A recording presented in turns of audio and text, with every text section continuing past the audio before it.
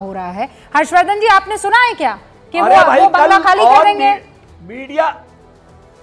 Media पर था madam, आपके ही भाइयों बहनों तो रवि श्रीवास्तव चुप हों तो कोई और बोले। हाँ, रवि जी, अरे भाई क्या बात कर रहे हैं सर, वो आज उनका दिन है।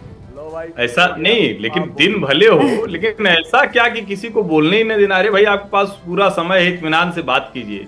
और एक बात मैं विनम्र निवेदन करूंगा रवि जी से, अभी अभी हिंदी दिवस बीता है। दोगलापन शब्द नहीं, दोहरापन होता है। दोगलापन बहुत गलत संदर्भों में लिया जाता है, ये किसी के लिए भी आप कभी भी इस्तेमाल मत कीजिएगा। आपको ज्ञान नहीं है तो कोई बात नहीं, समझ नहीं है तो दोबारा इस तरह के शब्दों का इस्तेमाल मत कीजिएगा। राष्ट्रीय टीवी चैनल पर आप बैठते हैं, हिंदी दिवस अभी अभी बीटा, आप बस चुप हो जाइए, हो गया, काफी आपकी बात।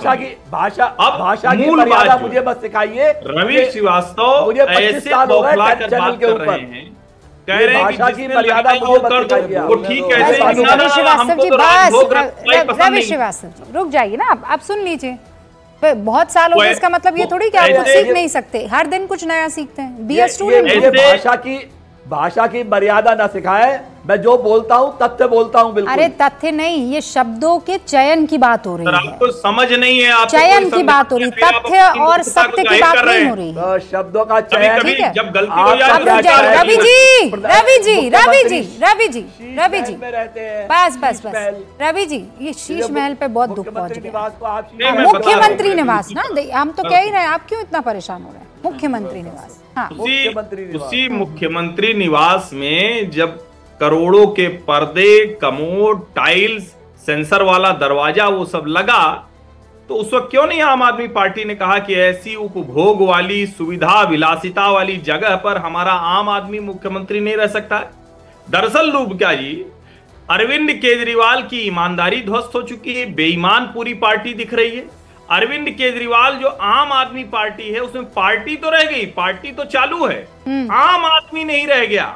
ये असली संकट है। और हर्षवर्धन जी, मैं आपको इसलिए माफी के साथ बीच पे रोक रही हूँ, आप पत्रकार हैं, आप जानते हैं। वो पहली तस्वीर आई है और न्यूज़ 18 इंडिया के पास ये एक्सक्लूसिव तस्वीरें हैं, जहां पर राज्यपाल वीके मल्होत्रा को आतिशी ने पत्र सौंपा है सरकार बनाने का, और अरविंद केजरीवाल ने इस्तीफा सौंपा है।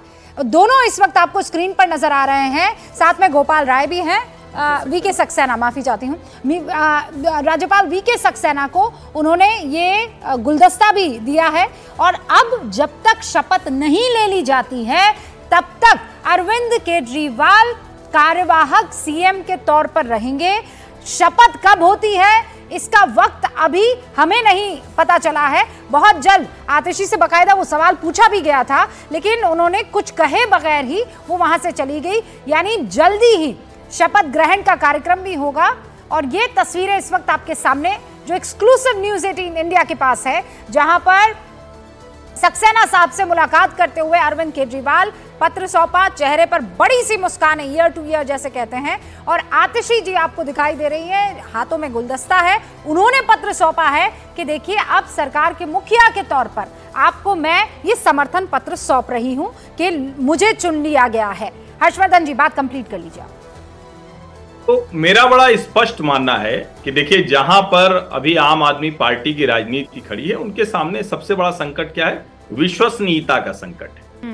ये पुराने चुनाव नहीं है 2015-20 वाले। अभी जब एमसीडी के चुनाव हो रहे थे, तो जब कहा गया कि अरविंद केजरीवाल ने कहा था कि यमुना में सपरिवार स्नान करेंगे, और छठ के वक्त क्या था, वहां पुलिस लगानी पड़ी थी, केमिकल फेंकना पड़ा था कि जो झाग ऊपर तक आ जाता है वो दिखे नहीं। ये दिल्ली मॉडल, दिल्ली को बर्बाद करके रख दिया इस व्यक्ति ने।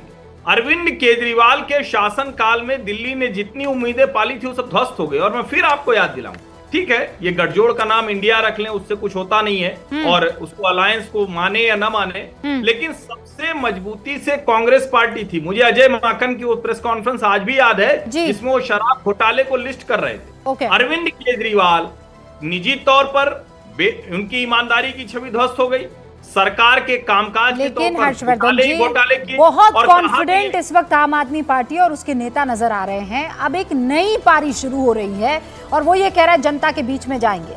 जनता आशीर्वाद देती है या कुछ और, ये आने वाले चुनाव बताएंगे।